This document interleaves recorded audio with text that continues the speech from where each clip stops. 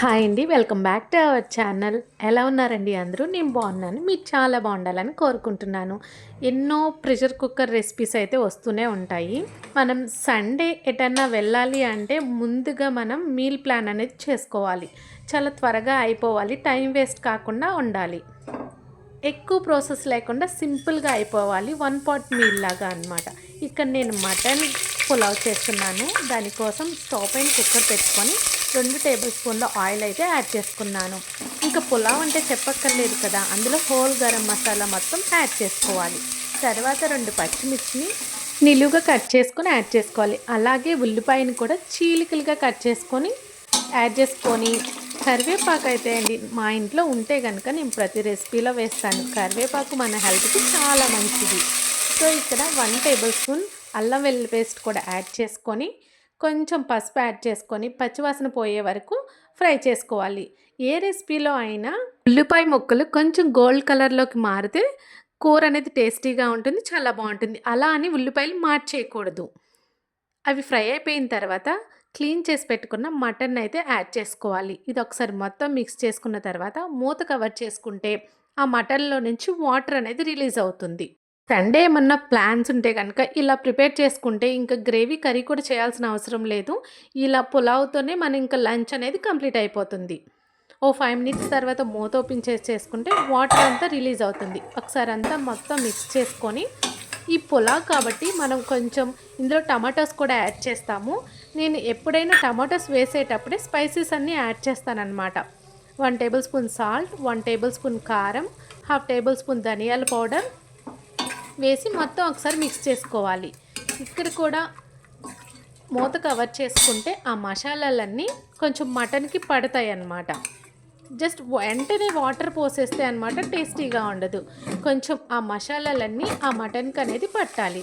ఒక 2 మినిట్స్ తర్వాత మళ్ళీ ఒకసారి ఓపెన్ చేసుకొని మిక్స్ చేసుకోవాలి. నేను ఎప్పుడైనా పులావ్లో కొంచెం 1 కప్ పెరుగు కూడా యాడ్ చేస్తాను. అది కమ్మని టేస్ట్ ఇస్తుంది, గ్రేవీగా కూడా ఉపయోగపడుతుంది. కర్డ్ కూడా వేసుకున్న తర్వాత మొత్తం ఒకసారి మిక్స్ చేసుకోవాలి. మిక్స్ చేసుకుని మూత కవర్ చేసుకుంటే కొంచెం ఆ మటన్ అనేది సాఫ్ట్గా అవుతుంది. ఇక్కడ మీరు మటన్ బాగా హార్డ్గా ఉన్నది అయితే కనుక ఇక్కడ కొంచెం వాటర్ యాడ్ చేసుకొని 3 విజిల్స్ వచ్చే వరకు పెట్టుకోవచ్చు. మటన్ కొంచెం సాఫ్ట్గా ఉంటే ఇక్కడే మనకి కుక్ అయిపోతుంది మటన్. సో నాకు ఇక్కడే కొంచెం మటన్ కుక్ అయిపోయింది, అందుకని నేను ఇంక విజిల్ పెట్టుకోలేదు.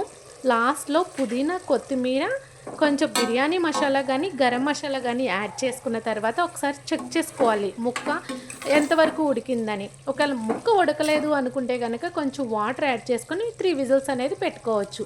ఇక్కడ నాకు కొంచెం ముక్క సాఫ్ట్ అయిపోయింది కాబట్టి ఇంకా నేను ఇక్కడ రైస్కి సరిపడా వాటర్ యాడ్ చేసేసుకొని, సాల్ట్ అయితే ఒకసారి చెక్ చేసుకొని మొత్తం యాడ్ చేసుకోవాలి.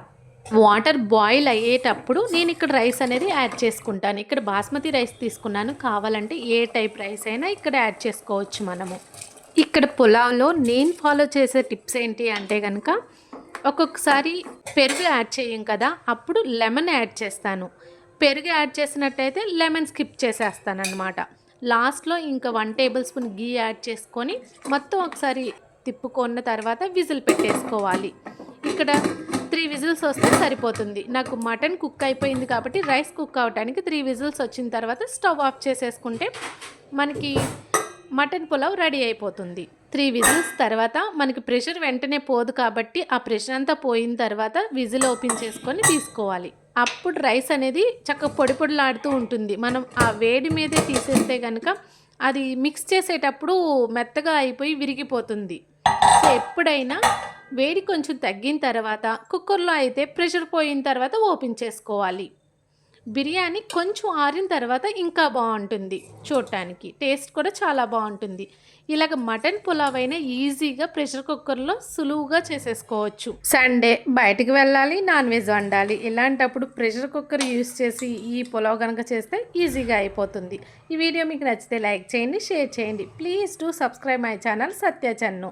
పక్కనే ఉన్న బెల్ ఐకాన్ని ప్రెస్ చేస్తే కనుక నేను పెట్టే ప్రతి వీడియో మీ వరకు చేరుతుంది.